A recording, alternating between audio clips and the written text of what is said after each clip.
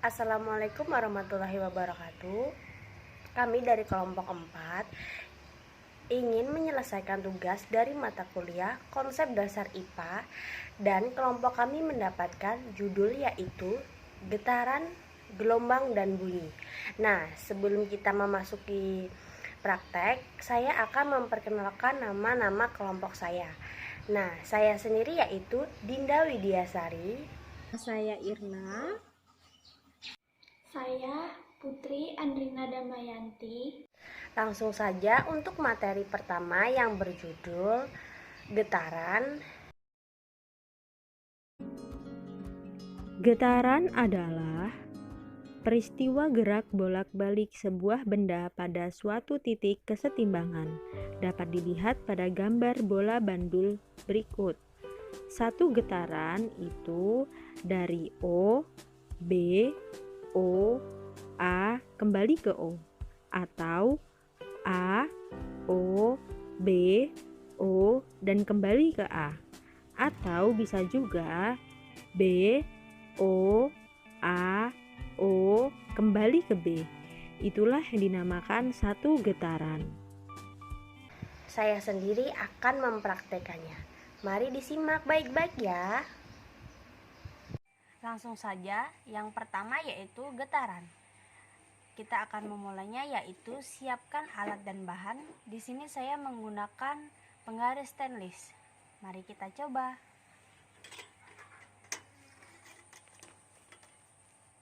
Jangan lupa di sini saya ditekan ya, biar dia bergetar atau menjadi getaran. Nah, jadi getaran ini adalah gerakan yang berulang-ulang atau gerakan melalui suatu titik keseimbangan. Nah, jika jumlah getaran besaran, maka frekuensi semakin banyak. Dan jika frekuensi semakin besar, maka periode semakin kecil. Baik, di sini saya akan menjelaskan tentang gelombang. Apa itu gelombang? Gelombang adalah getaran yang merambat. Terjadinya sebuah gelombang karena adanya getaran. Pada perambatannya, gelombang merambatkan energi gelombang, sedangkan perantaranya tidak ikut merambat. Zat perantara ini dibagi menjadi dua, yaitu gelombang mekanik dan gelombang elektrik. Apa itu gelombang mekanik? Nah, gelombang mekanik yaitu gelombang yang memerlukan medium. Contohnya, gelombang air dan gelombang bunyi. Sedangkan gelombang elektrik yaitu gelombang yang tidak memerlukan medium. Contohnya, gelombang cahaya dan gelombang radio. Macam-macam gelombang, yaitu gelombang transversal dan gelombang longitudinal. Gelombang transversal ini adalah gelombang yang arah rambatnya tegak lurus terhadap getarannya. Contohnya gelombang pada tali, permukaan air, dan lain-lain. Yang kedua, gelombang longitudinal, yaitu gelombang yang sejajar dengan arah rambatnya. Contohnya gelombang bunyi. Nah, setelah ini kita akan memasuki praktik. Mari simak video berikut ini. Nah, berikut ini saya akan mencontohkan gelombang mekanik. Teman-teman bisa perhatikan video berikut ini. Ketika saya meneteskan air ke permukaan air, maka air akan membentuk gelombang mekanik. Baik, selanjutnya di sini saya mencontohkan gelombang transversal. Disimak baik-baik ya teman-teman. Bisa teman-teman perhatikan ketika saya gerakan tali ke kanan dan ke kiri, maka tali akan bergetar dengan arah getarannya.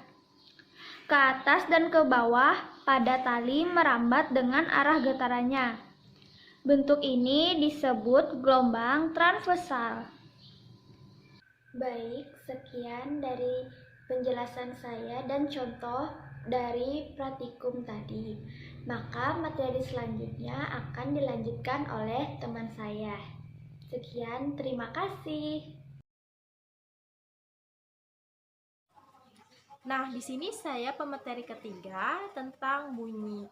Nah, sebelum kita melihat video percobaan tersebut, kita harus tahu dulu apa itu bunyi. Nah, bunyi adalah gelombang yang dihasilkan oleh benda bergetar dan dapat dirasakan oleh indera pendengar, yaitu telinga. Nah, apa semua bunyi dapat didengar oleh manusia? Nah, untuk menjawab pertanyaan tersebut, mari kita lihat video percobaan. Nah, di sini saya akan menggunakan penggaris untuk menghasilkan bunyi oleh benda getar tersebut. Nah, ketika kita meletakkan penggaris di atas meja, kemudian kita menggetarkannya dengan getaran kurang dari 20 getaran per sekon, kita tidak dapat mendengarkan bunyi. Kita baru dapat mendengarkan bunyi ketika penggaris menghasilkan 20 getaran per sekon atau lebih. Nah, anak-anak bisa mencobanya di rumah sendiri. Nah, ketika kita menggetarkan penggaris 20 getaran per sekon atau lebih, kita akan bisa mendengarkan bunyinya. Maka, tidak semua bunyi dapat terdengar oleh telinga manusia. Nah, ada 3 jenis berdasarkan frekuensi bunyi. Yang pertama, infrasonik dengan frekuensi kurang dari 20 Hz. 2. Audiosonik dengan frekuensi 20-20.000 Hz. 3. Ultrasonik dengan frekuensi lebih dari 20.000 Hz. Bunyi infrasonik yaitu bunyi yang memiliki frekuensi kurang dari 20 Hz. Contohnya, hewan yang dapat mendengarkan bunyi infrasonik adalah jangkrik dan anjing. Bunyi audiosonik yaitu bunyi yang memiliki frekuensi antara 20 Hz sampai 20.000 Hz. Manusia dapat mendengarkan bunyi audiosonik. Bunyi ultrasonik yaitu bunyi yang memiliki frekuensi lebih dari 20.000 Hz. Hewan yang dapat mendengarkan bunyi ultrasonik adalah kelelawar, anjing, dan lumba-lumba. Nah, setelah kita ketahui, anjing memiliki kemampuan mendengarkan bunyi infrasonik, audiosonik, dan ultrasonik. Anjing akan terbangun ketika mendengarkan langkah kaki manusia walaupun sangat pelan. Hal ini menjadikan alasan oleh sebagian orang untuk memanfaatkan anjing sebagai penjaga rumahnya. Selain anjing, kelelawar juga mampu memanfaatkan bunyi dengan baik. Kelelawar dapat mengeluarkan gelombang ultrasonik saat terbang. Pada malam hari, mata kelelawar mengalami difusi atau pelembapan fungsi sehingga kelelawar tidak dapat melihat. Dengan begitu, kelelawar menggunakan bunyi ultrasonik sebanyak mungkin. Kemudian, kelelawar mendengarkan bunyi pantulan tersebut untuk mengetahui letak suatu benda dengan tepat sehingga kelelawar mampu terbang dalam keadaan gelap tanpa menabrak benda apapun. Nah, itu dia penjelasan dari video praktek saya. Di sini saya akan menyimpulkan bunyi berasal dari benda yang bergetar sehingga terdapat gelombang yang membawa energi selama merambat. Dan bunyi memiliki frekuensi tertentu sehingga dapat terdengar oleh indera pendengar yaitu telinga. Nah, sekian dari penjelasan saya. Mohon maaf jika ada salah kata. Wassalamualaikum warahmatullahi wabarakatuh. Itu saja praktek dari kami kelompok 4. Jika ada kritik dan saran, silahkan kalian untuk berkomentar. Dan terima kasih. Wassalamualaikum warahmatullahi wabarakatuh.